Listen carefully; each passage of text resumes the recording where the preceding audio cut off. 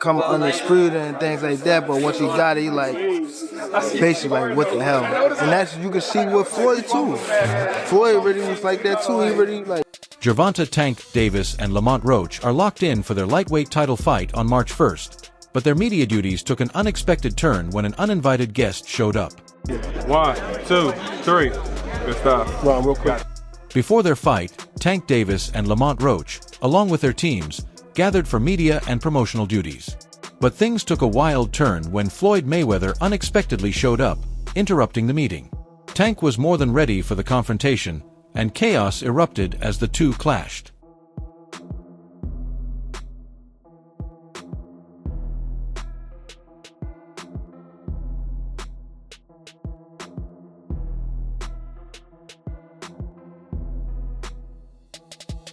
As people scrambled to break them up, both managed to land shots, but Floyd had the last laugh after shoving Tank Davis. This was their first face-to-face encounter since their fight last April. The tension started when Floyd criticized fighters in a Fight Hype interview, saying they were too focused on luxury instead of sharpening their skills. Things escalated when he dragged Shakur Stevenson into it, spread false claims about Tank's fight, and mocked the Baltimore champ. And you know, as long as you know you went out there and gave it 100% in that square circle, if you know you gave it 100% and you happy with what you did when you went out there, then that's what it is. The worst part was that Floyd didn't just take sides against Tank in his last fight. He acted in a way that didn't suit a boxing legend. He was so eager to see Tank lose that his Instagram post about the fight being cancelled wasn't enough. He even called a fight that was an easy win for Tank a 50-50 matchup and went as far as giving Frank Martin tips on how to beat him. This time, Floyd took his feud with Tank to another level by secretly calling Frank Martin and giving him advice on how to beat him. Whether Martin ignored it or Floyd's tips just weren't enough, we may never know. What we do know is that on fight night, Martin had a strong start in the early rounds but couldn't keep up. At 1:49 in the 8th round, Tank landed a brutal shot that sent Martin crashing to the canvas, securing the 30th win of his career.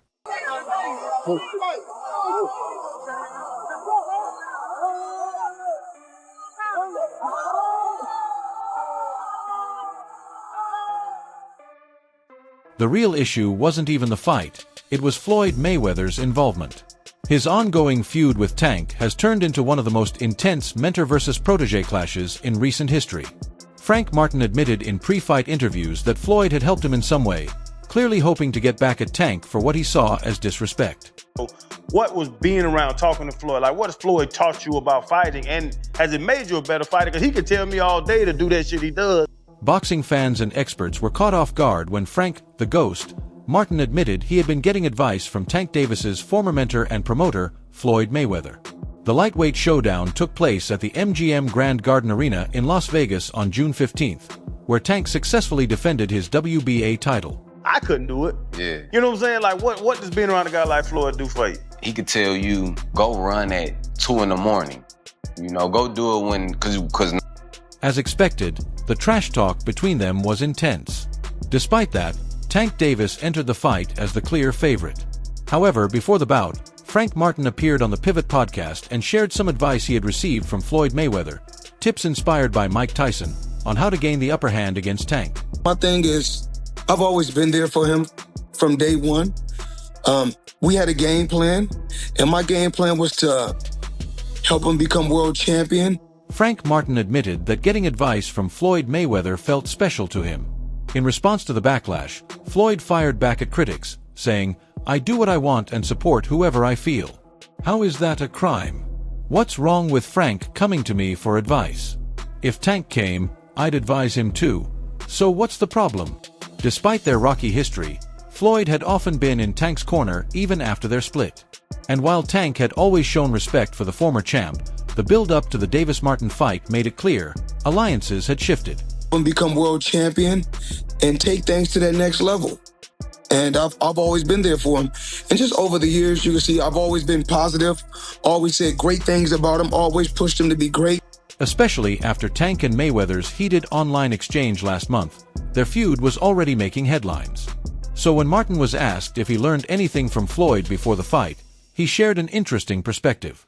He could tell you to go run at 2 a.m. because 9 times out of 10, your opponent is asleep at that time, said the Detroit native. It wasn't that Martin necessarily needed to train at those hours, but as he explained, it was more about gaining a mental edge. Small details like that, he said, can make a big difference. While it wasn't anything groundbreaking, he admitted that getting advice from someone like Floyd, who's been at the top of the sport, definitely carried weight. Then we know your opponent's sleep at that time. So go run at 2 in the morning and go give yourself a mental edge, cause you out there working every night at 2 in the morning running. You take it more seriously, and it gives you a different kind of motivation when you do it, Martin said. He also mentioned that even if a boxer can't perfectly mimic Floyd's techniques, just learning from him gives you a different mindset. Interestingly, that's exactly what Mike Tyson used to do before fights to gain a mental edge. No wonder he became the youngest heavyweight champion and later an undisputed champion. Running at 3 a.m., chopping wood, these were just some of the things Tyson did to push himself beyond his opponents. But in the end, neither Tyson's training habits nor Floyd's advice could stop Tank Davis from handling business on fight night. Coming off a year-long layoff due to his 2022 hit-and-run case, which led to him serving 90 days in a Baltimore prison, Tank still came out on top, sealing the win with a brutal 8th-round knockout. Claims on X that your fight was canceled the last couple of weeks. He's the one told Frank that I was running at 5 o'clock. The time away from the ring didn't slow Tank down one bit. He last fought in April of the previous year, stopping Ryan Garcia, and he delivered the same outcome against Frank Martin. In fact, leading up to the fight, Mayweather openly downplayed Tank's matchup with Martin. After their back and forth on social media, he even told his fans to watch UFC instead. Boxing reporter Michael Benson shared the bold statement, adding more fuel to the ongoing feud. Friday, he told Frank that. He was giving Frank the tip. Really? How do you know that? Just word of mouth? I seen Floyd Mayweather and Tank Davis kept their feud going, with Mayweather trolling Tank by falsely posting that the Frank Martin fight had been cancelled. Tank quickly fired back, saying, "Keep talking, and I'll pull up to your house and lay hands on you." On fight night, Tank let his fists do the talking, knocking Martin out in brutal fashion. After the win, he addressed the situation in an interview, revealing that Floyd had tried to help his opponent. "He was giving Frank tips and all that, but I knew it wasn't going to be enough to beat me. It's cool, it's all right. I don't really think too much of it. He's not going to hurt me, you know what I mean? Honestly, it's better to beef with him than to be cool with him." people drive by while I was running. Oh, really? Yeah. So they were like spying her, kind of? No. He got a club. You know, Floyd was the one who told Frank that I was running at 5 a.m., Tank revealed. At one point, Tank even expressed interest in settling things with Mayweather in the ring, mentioning his name alongside his current rivals. During an interview with Nagy on Cigar Talk, the topic of his feud with Floyd came up, leading to a deep response from the Baltimore native. "A lot of people don't know what Floyd does. He was coming at me, and I knew for sure he was coming at me. That's why I responded. There's no reason for me to go at Floyd otherwise," Tank explained, referring to Mayweather's initial comments that he felt were aimed at him. Oh, okay.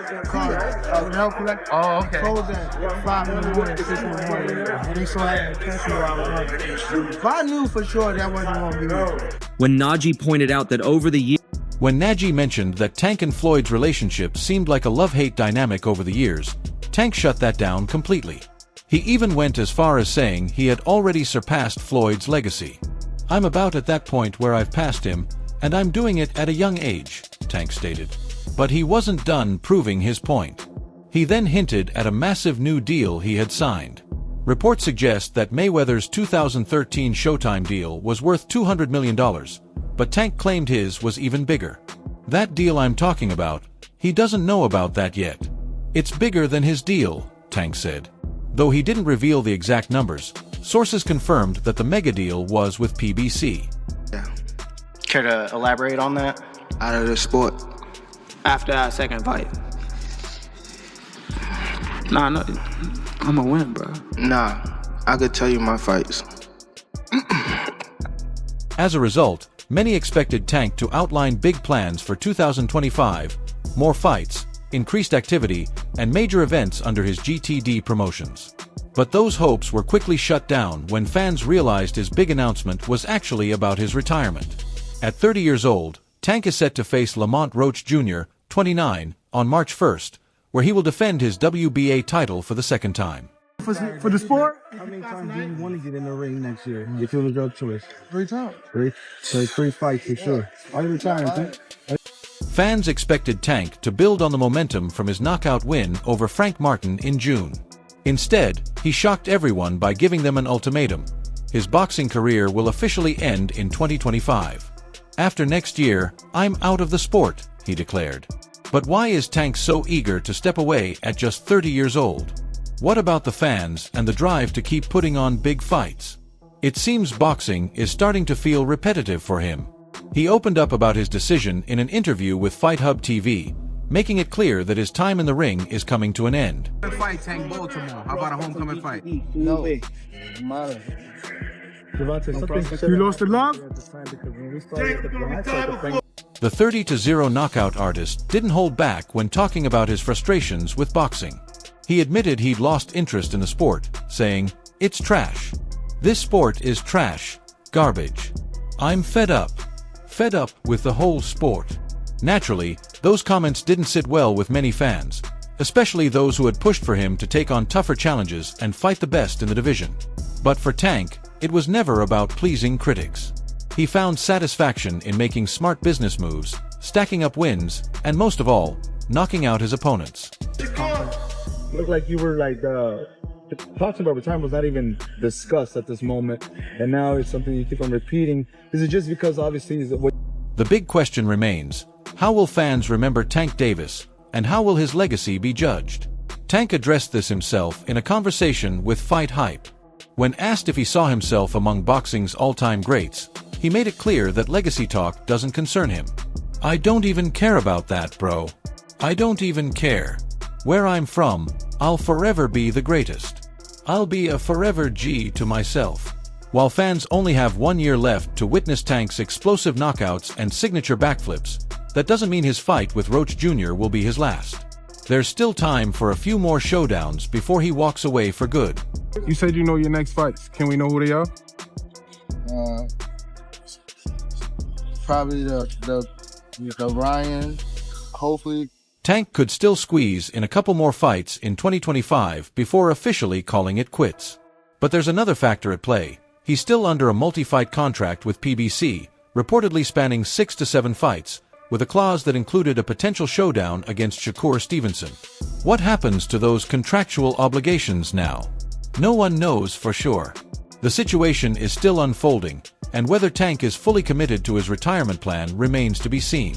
Shakur, what have Shakur done? What have he done in the sport? He haven't done nothing. The young one is looking. Tank is set to return to the ring at Barclays Center in Brooklyn this March, where he'll defend his WBA lightweight title against current super featherweight champion Lamont Roach.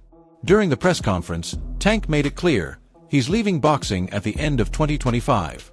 But before he walks away, he's got 3 names in mind for his final fights. The first is Roach in March, and when speaking to Fight Hub TV, he revealed that one of the other 2 will likely be Ryan Garcia. To him. Who that? The Keyshawn. Keyshawn looking way more better than this. I keep screaming his name. He haven't done nothing. Keyshawn haven't even. Tank and Ryan Garcia first met in April 2023, where Tank knocked him down twice before sealing a 7th-round KO victory, handing King Ree his first pro loss. Garcia is currently serving a 1-year suspension after failing a drug test following his fight with Devin Haney. However, he'll be eligible to return in April 2025, setting up a potential summer rematch with Tank. As for his final opponent, Tank revealed he wants Teofimo Lopez before retiring. When asked about it, he didn't hold back, saying, "Yeah, I do. Teo. I'll slap the hell out of him when I see him."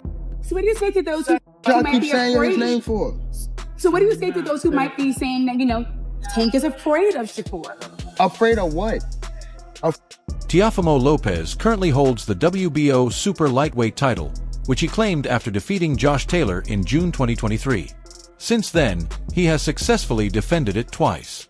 A fight between Lopez and Tank has been a hot topic among boxing fans for years, And now, one fighter who has shared the ring with both has weighed in on how that matchup would play out. As for Tank's upcoming bout, he's making sure fans know what to expect. He officially announced his March 1st fight against Lamont Roach at a packed press conference earlier this evening. With a lot of debate surrounding Tank's choice of opponent, Roach took the mic first and had a message for the public. How much you want to bet? Because I came up here alone. How much y'all want to bet? How much you want to bet? Just call it out. Huh? 100? That's a bet. Roach kept his message short but confident, making it clear that he's ready for the moment. I'm excited to be part of this, and come March 1st, it's going to be a great event. Right now, I'm not really into all the back and forth, but when fight night comes, it'll be a great show. Same results, we just have to wait and see. We've got 3 months to get ready, so it's going to be a good one. This is a huge opportunity, and we're going to conquer it, Roach said. He continued, everybody knows what I'm here to do. If you don't, then stop, because you're in for a surprise. I know Tank won't be surprised. I think he took this fight for the naysayers, for all the people talking about the matchup. He knows I'm a dog, and he wants to prove himself against a dog. So, I'm going to show y'all what happens when two dogs step in the ring. And obviously, I'm coming out victorious. After Roach's statement, it was Tank's turn to speak. You, in your next fight? He has skills. Even though he's at a smaller weight class, I feel as though Lamont have, and he's one of the guys that... At that point, both fighters sat down for a Q&A session to dive deeper into the fight and everything surrounding it. Here are some key takeaways.